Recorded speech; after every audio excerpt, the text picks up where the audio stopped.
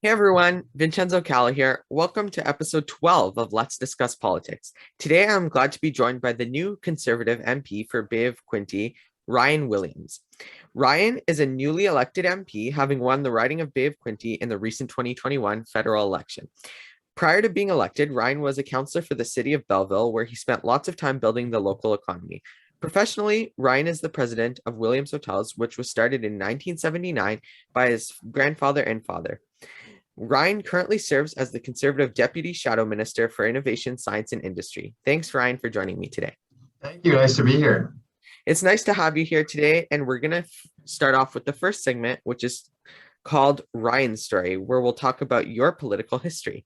So the first question is, when did you first get involved in politics?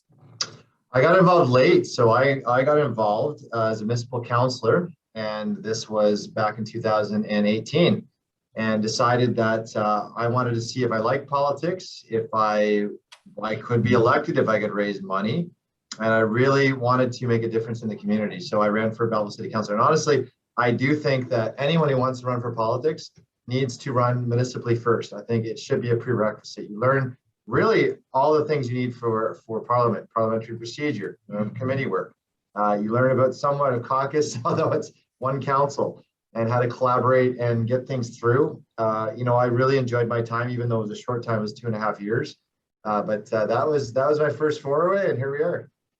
Well, it's great to have obviously the experience, and we see everybody gets into politics in so many different ways. Some people like you have run for other offices and then decided it was time to step up federally, and it's just so interesting to see. I always talk about this, but how interesting to see how everybody gets to politics in their own way and becomes MPs. 338 people with 338 different stories. So we're going to go into the next question. Why did you decide to run for the position that you hold, which is the MP for Bay of Quinte? Yeah, so when you work in municipal setting and you deal with, most of it is, really speaking to the constituents on the ground level. So on taxes, municipal taxes, potholes, roads, your sewers, your water, your basic tourism, your downtown. I sat on downtown committee, and I founded led the group, which was economic development for City of Belleville. Prior to that, I had worked on tourism. I was chair of tourism for 10 years. I then led a population attraction group that also worked in immigration. And then I led a group called Quinnovation, which was about how do we grow businesses and non-manufacturing jobs in the area. And then through the city, I was actually vice chair of our economic manufacturing department for the region. I think when you're running, you have to have your why. And for why I ran for federal is we just don't have the teeth municipally to tackle those bigger problems, which are my big three running for member of parliament here for Bay of Quinte and my role in the government and caucus, which is really fixing our housing crisis, growing Canadian jobs and making things again in Canada, and really sure we uptick our paychecks, people making more money in Canada. And the third one is mental health and addictions. Those are really the three things I think, no matter if I'm in politics for 3 months or 15 years, those are the things I'll be working on until the end. Well, for sure, we'll go over issues later on in the last segment where we'll talk about important issues. But I just think it's important that, especially following COVID, now it's time to start rebuilding the economy, rebuilding the country, and you have the experience, obviously, to go on and do that with your colleagues in parliament and across party lines to sort of figure out a solution on how we can rebuild Canada after this pandemic. So we're going to go into the next segment, which is called Serving as an Elected Official, where we'll talk about your goal, your being an elected official. So the first question is, what is your favorite part about the community that you are going to be representing now that you're the new MP? I love, I think we live in a beautiful area, but I love the people here. I think the people are down to earth. My mother's from Prince Edward Island, and I find that people in Bay of Quinte are very much like Maritimers, so very friendly, community minded. I always think that when it comes to charities and different events here in the area, we see money raised per capita more than any other area that I know of. There's just such a big heart to this area. And so when I represent this area, I have 3 children. They're 8, 7, and 4. It's really looking at those other children that are here and making sure there's a future for them.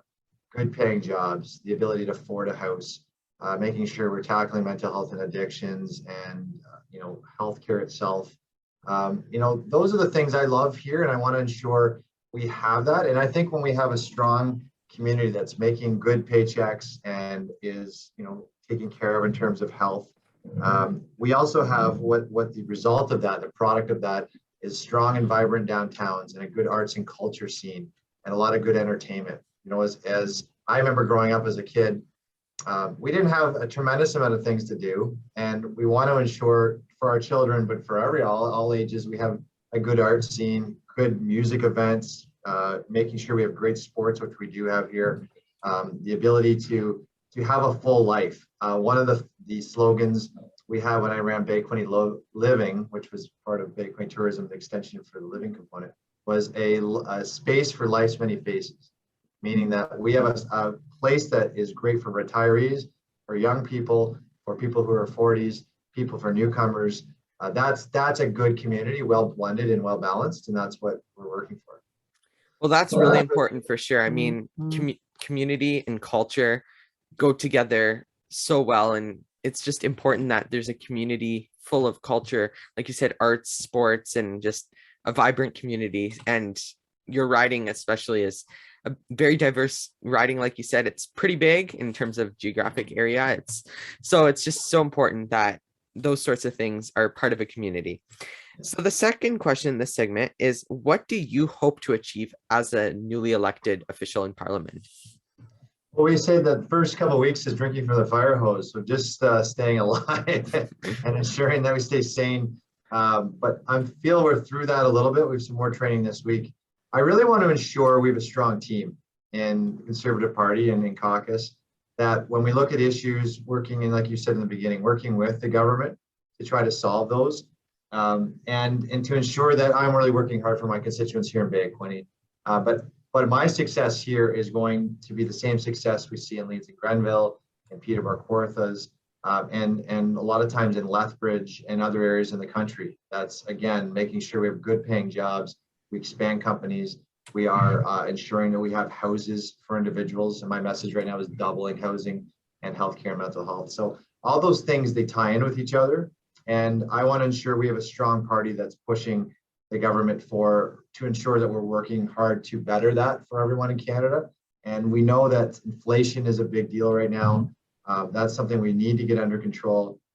It just comes down to, again, that balance and ensuring we as Canadians and representing Canadians are doing the best they can, and we're as prosperous a country as we can make it. Especially now that you were recently, well, at the time of this filming, you were recently appointed the Deputy Shadow Minister of Innovation, Science and Industry. You get to have that you get to have a little role in looking at the new things that could happen, especially in that word, innovation. I know that that your party, the Conservative Party, had an innovation plan, especially during the election. So quite interesting to see how you can use that to apply it to your area and apply it to the whole country for sure. Yeah. Yeah, and it comes down to making things again in Canada, growing good Canadian companies, growing, and there's a whole wath of that. And I've spent my 10,000 hours, and I love it. I think this is great what we can do as Canadians. I think we have an incredible country, and we can do some great things. Oh, definitely. So the last segment that we'll be going through is called Politics Are All Around Us, where we'll talk about the world of politics around us. So the first question is, who is or who was another politician that inspires you? Theodore Roosevelt, still one of my biggest heroes. In terms of his main slogan was "Get Action," which meant as a politician, he didn't waste a single minute. Made sure he worked on advancing priorities of government and what government could be, and spent every part of his time in the U.S. Senate, or as a governor, as a police commissioner, or as president and vice president at some point, but as productively as possible. And I think I really love that. I think if we're going to be working and we're elected officials, there's a beginning, a middle, and an end. This is not for life. And as we're doing that, I'm very strategic. I like to ensure I know what I'm going to be going after, who I'm representing, and to spend every bit of the time that I have effectively in ensuring that I'm working on those priorities. And I think Theodore Roosevelt did that. He was 42 when he was president of the United States, and ended up passing away at 60 in his sleep. But still, what a remarkable story of someone who just needed and knew how to get things done. And I'm the same kind of individual. Definitely, it's important to look at people that, especially like Theodore Roosevelt, who had such a diverse experience in parliament, not parliament, government. He was American, but who served as, like you said, served as so many different roles before he became president. So it's just interesting to see these people that have gone before us, to especially in politics, to see what they did and see what you can learn from them. Yeah. So the last question is, what do you think is an issue that needs to be focused on more? Well, there's about 10. But I think housing right now is number one. And my message right now is we need to double housing production. It seems really easy. It's extremely difficult right now. So we need to focus a lot of efforts from all levels of government on how we can double that housing. It takes about 8 different solutions. One, which is ensuring we have enough skilled labor and skilled trades that are coming into this country. Ensures that we're working with the municipalities on how they can work on really making sure that housing is approved quicker. And we have to ensure that we have targets that we're hitting. That it's not just going to be single detached, it's going to be all types of housing. And of course, we're running out of land in Southern Ontario, so it has to be intensification. But really working on how to solve that problem, because quite soon, as it gets out of control more, and as we see the rising costs of inflation, that's also up there. We can talk about that, and people being able to upskill or make a better paycheck. But housing is just, to me, the bottom of that, where if we have people, A, who can't afford rent and are left out, or B, fine with the rising costs, and interest rates are soon to rise, probably in the spring, that they're going to find themselves homeless. And we've already seen a double of our homeless population here in this area. And we want to help them, but it's really hard when we have people homeless to also get them out. So we have to fix housing first and foremost. And when we look at the G7, we have the lowest supply per capita of all the G7. Scotiabank had a affordable housing summit last week for the country. And they said that if we need to catch up to the G7, we need today 1.8 million homes in this country. And that would mean for my riding, I need 45 or 5,500 homes today. It's a huge problem. We need to get that fixed right away.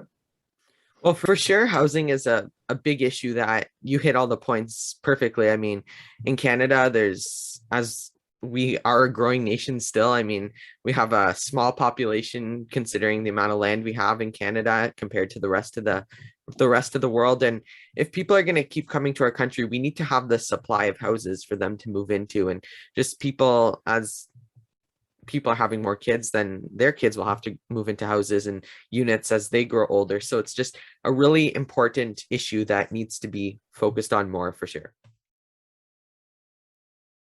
So that is all for today. Thanks, Ryan, for joining me. If you liked today's interview, make sure to check out my other interview with Ryan on Instagram for Top 5 and 5. If you're watching this video at the time of the premiere, it will be coming out on Friday.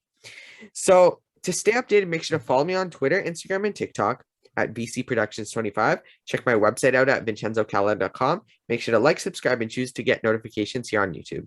Let's Discuss Politics is a VCalla production. So until the next video, I'm Vincenzo Calla, signing out.